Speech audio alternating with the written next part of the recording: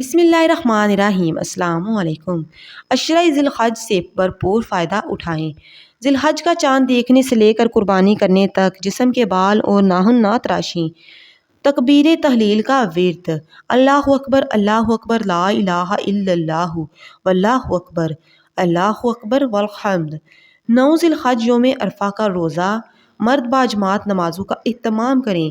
گناہوں سے بچنے کا اہتمام، بالخصوص نظر اور زبان کی حفاظت۔ فرض نمازوں کے بعد تسبیح فاطمی 33 مرتبہ سبحان اللہ، 33 مرتبہ الحمدللہ اور 34 مرتبہ اللہ اکبر۔ قرآن مجید کی تلاوت، درود شریف اور تیسرے کلمے کا ورد۔ وتر سے پہلے 2 یا 4 رکعت تہجد کی نیت سے ادا کر لیں۔